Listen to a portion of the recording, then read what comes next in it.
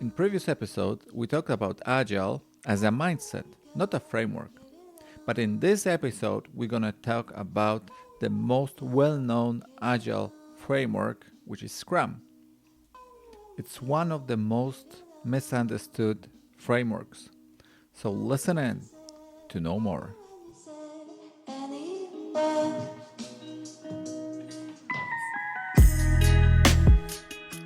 I'm Greg Miścichowski, and this is the Uncover Leadership Podcast.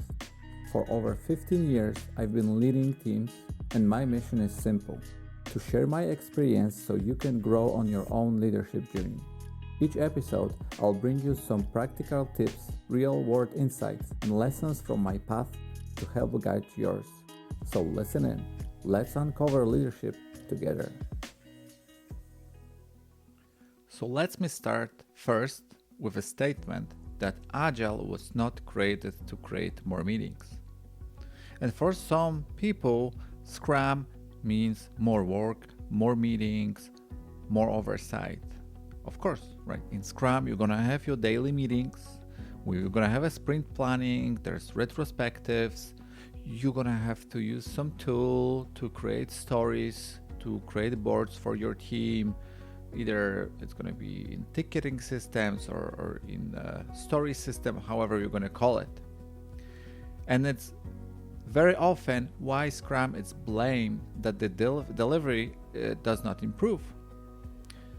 And we need to understand, Scrum was not created to add meetings. It was not created to slow down the team.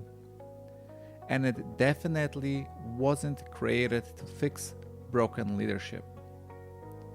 Scrum exists for one reason: to help teams deal with uncertainty and then deliver value. In Agile, it is important to have the right mindset. Frameworks comes next. And Scrum is one of the simplest ways that the teams try to live by that mindset in practice. So what is Scrum and what it's not, right? That's the most important question, like what we should not do. Scrum in itself, in its core, it's a lightweight framework. It should be simple, it should not be overburdened. And Scrum doesn't tell the teams how to design the software, how to design the work, how to process with the work.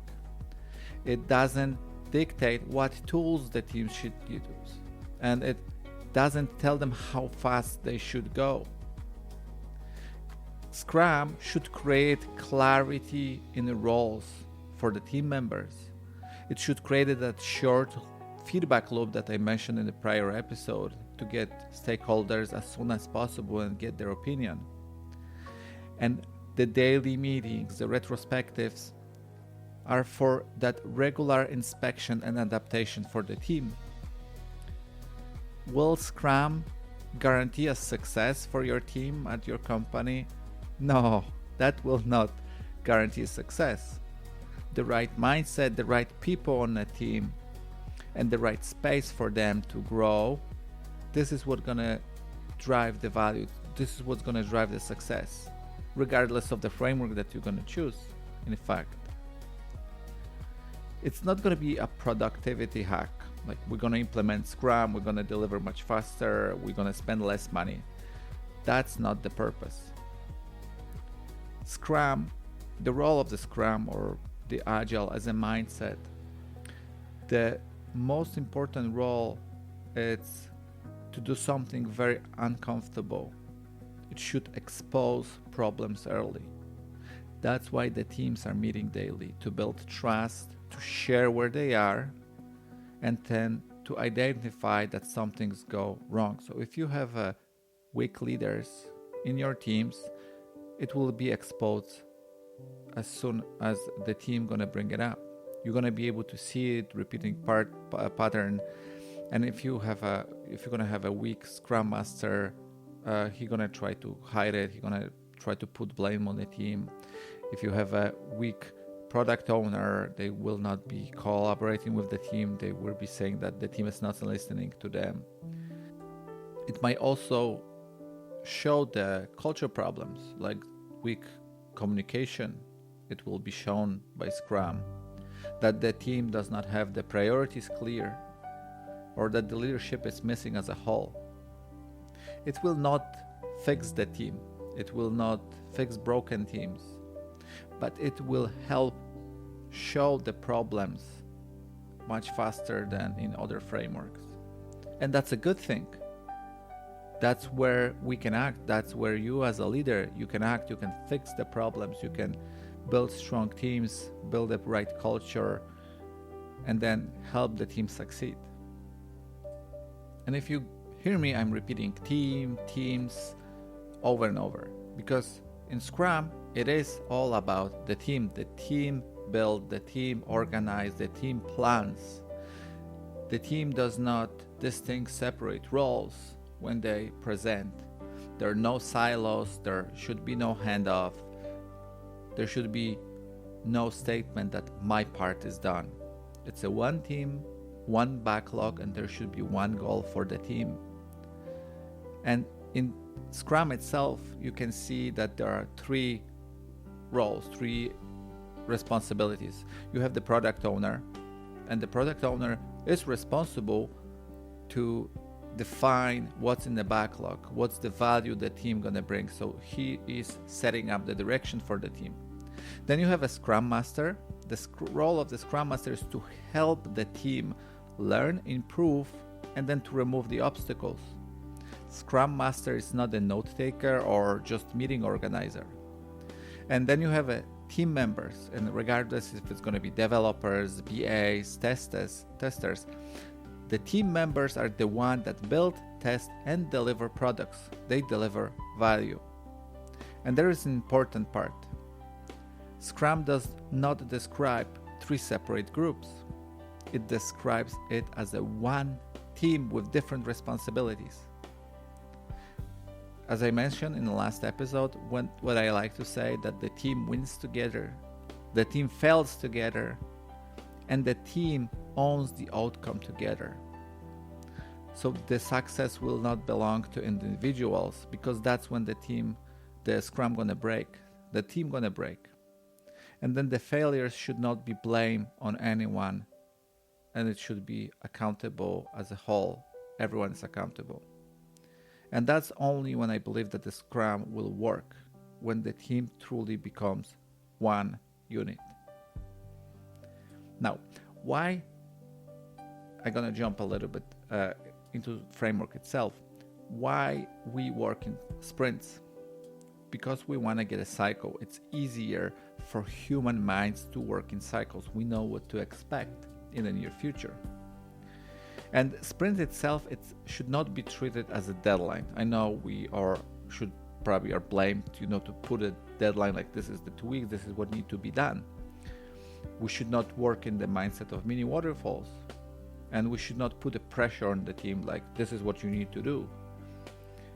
The sprint, we're gonna treat the sprint as a learning cycle, this is where you're gonna see the best outcomes.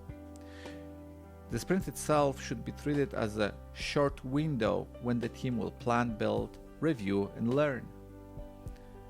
That's why the sprints should be short. You don't want to waste a lot of time on each increment. You want to give them let's say this 2 weeks, because this is the most common. They're going to plan for that 2 weeks, they're going to execute it, and they're going to see what was successful, what was not successful. Did we finish what we planned for? Did we have any more room? Can we plan more? Do we need to plan less? Maybe we forgot to account for something that we can fix in the future. And if we're going to work in sprints as you usually work in waterfall, that you're going to flow through phases, you're going to first gather the requirements, then you're going to develop, and then you're going to test. It's not going to be Scrum. It's just going to be short waterfall.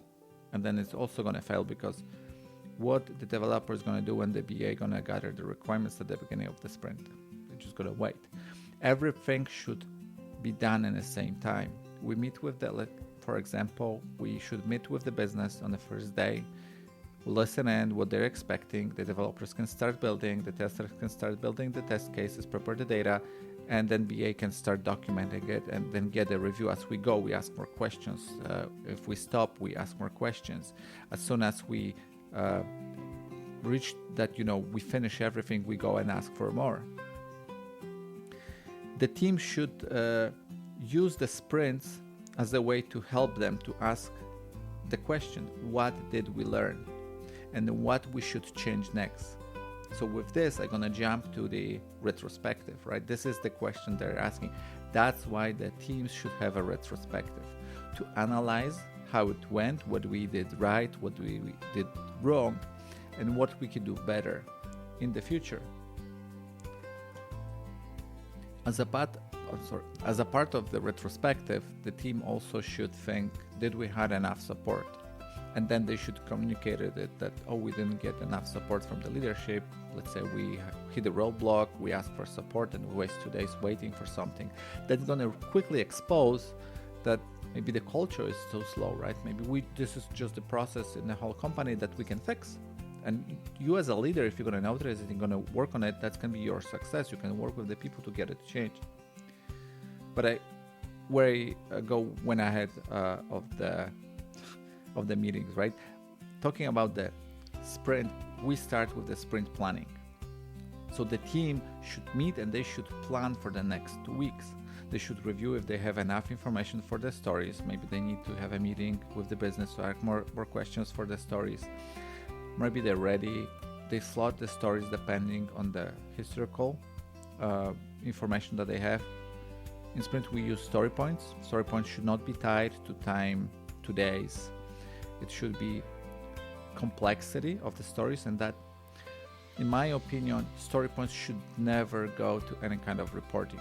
First of all, if you're going to ask the team to increase the number of story points per sprint, they can make just, bump up the story points for each story, and you're going to finish more points, but you're not going to finish any more work. If you're going to compare two teams that one is doing more story points versus another, you may not necessarily understand that one team is on average giving, let's say, 5 story points for a medium story when the other one is giving 3, and you're going to have a difference.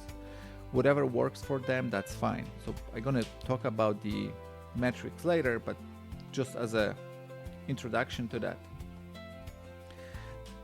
So when the team going to finish their planning, they're confident that this is what they can accomplish in the next 2 weeks. We are jumping to the daily Scrum. And the daily Scrum, it's usually say that you are asking the 3 questions. 3 questions are not necessary. Not everyone needs to provide an update because we don't want to waste time. But the daily meeting exists for the team to inspect and adapt on a daily basis. If one of the team members is going to communicate that they are totally blocked, that they discover that we missed something, we need to change the approach, the team can refocus and start doing something else, not to waste time. Meanwhile, someone can try to resolve the blocker or work with the other teams to get it resolved for them. It's short time, right? Because we are meeting every 24 hours, skipping the weekend. And it's not a status meeting. The team members are not providing status to the Scrum Master. And what I hate the most is seeing that the Scrum Master is just updating tool with the stories for the team. It's just a minute. The team members can go, they can provide a comment where they are, if they have a problem, if they finished. And that's the culture, right? That's the culture that the team built for themselves. If something like that happened, and I hate it, I tell them like, it's not hard. You should go and do it. That's your story. You should not rely on the Scrum Master. He can focus on something else to help you in the future. And it should also help the team adjust their sprint plan for the next day, for current day and for the next day, when they're going to know where they are, like, oh, we are ahead of schedule.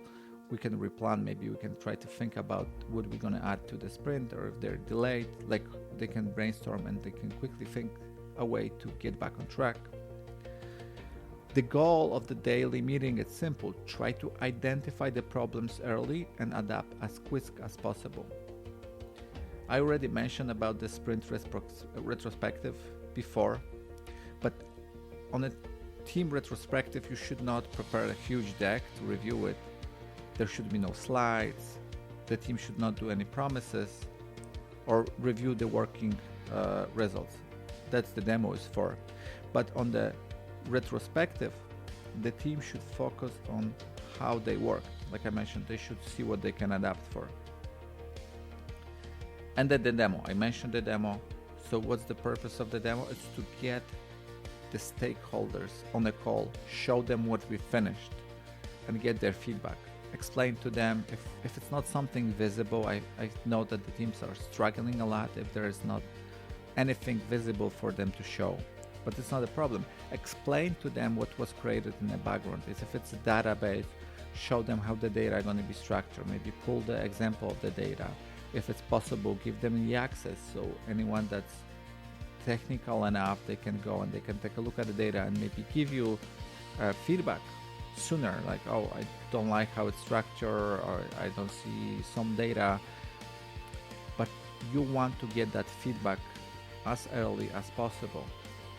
And I always say that I love if the Scrum Master is kicking off the call. Let's say they're going to provide quick metrics for the team, and then the product owner going to explain what the team finished. But I love when the team is presenting their own work, because then it's give them that ownership, that knowledge that this is what we created and this is what we are showing to the stakeholders. It helped them build that ownership mindset. It helped them be pride for what they finish, and it make them accountable for what they're going to deliver in the future. So remember that, feedback in Agile, it's gold. Even the negative, or maybe most important, the negative feedback, because this is where we can address something and we can be better next time. And we need to remember that learning is much cheaper than learning later, because we're going to make a lot of mistakes in between. So I tried to make this one shorter than the last one. Unfortunately, it's over 15 minutes. So I am a little bit off my plan, but let's wrap it up, right? Scrum is simple by design. It was designed to be simple, and it works best when the teams take ownership of their planning, of their deliverables, of their own mistakes. And it's gonna fail when people will expect magic to happen. That's not magic, that's hard work on the team side. Scrum will not replace leadership, it required it's even more. And in the next episode, we'll zoom into one of the most misunderstood roles in Scrum, the Scrum Master. Like I mentioned, it's not a note taker. Then if you liked it, please follow me on Spotify, Apple Podcasts, or wherever you're listening to this podcast. If you're listening on YouTube, you can subscribe to the channel. Thank you very much for listening today, and I hope to see you in the next episode. Thank you.